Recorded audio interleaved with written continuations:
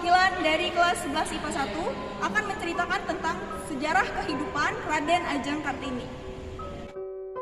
R.A. Kartini atau Raden Ajeng Kartini lahir pada tanggal 21 April tahun 1879 di kota Jepara.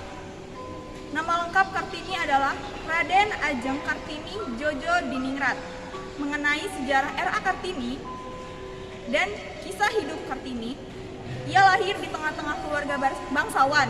Oleh sebab itu, ia memperoleh gelar R.A. atau Raden Ajeng di depan namanya. Kartini dan keluarganya, gelar itu sendiri atau Raden Ajeng dipergunakan oleh Kartini sebelum ia menikah.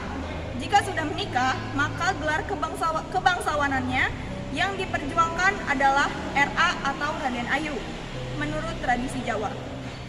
Ayahnya bernama R.M. Sosroningrat, putri dari Pangeran Aryo Jondronegoro IV, seorang bangsawan yang menjabat sebagai Bupati Jepara.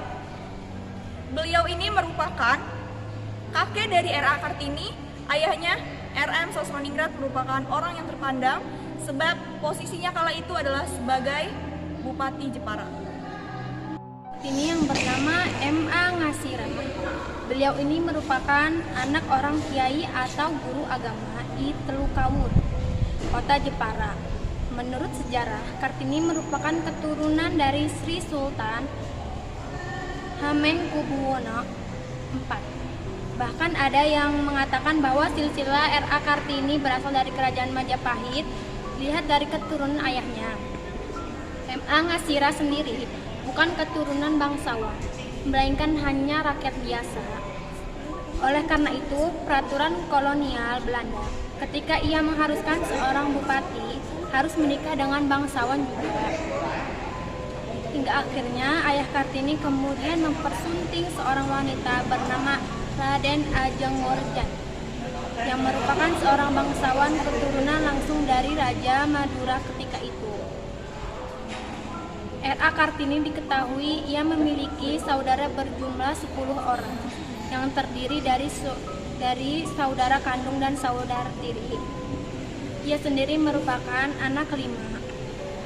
Namun ia merupakan anak perempuan tertua dari 11 bersaudara. Pendidikan R.A. Kartini mengenai riwayat pendidikan R.A. Kartini. Ayahnya menyekolahkan anaknya di LES. Kemudian belajar bahasa Belanda dan bersekolah di sana hingga ia berusia 12 tahun.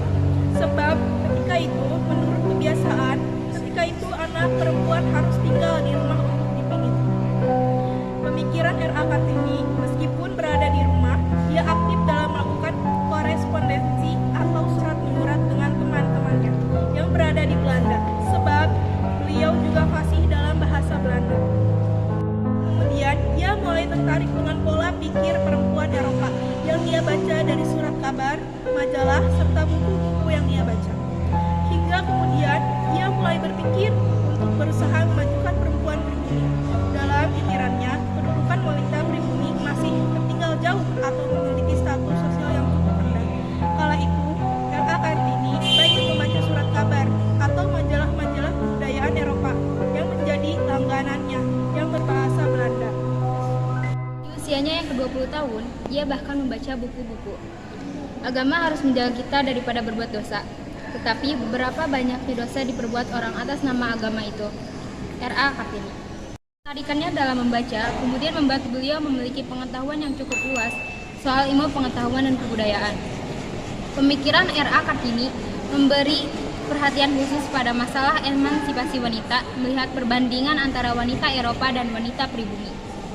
Selain itu, ia juga menaruh perhatian pada masalah sosial yang terjadi menurutnya. Seorang wanita perlu memperoleh persamaan, kebebasan, otonomi, serta kesetaraan hukum. Surat-surat yang Kartini tulis lebih banyak berupa keluhan-keluhan mengenai kondisi wanita pribumi. Mengungkapkan dalam tulisannya bahwa ada banyak kendala yang dihadapi perempuan pribumi khususnya di Jawa agar bisa lebih maju.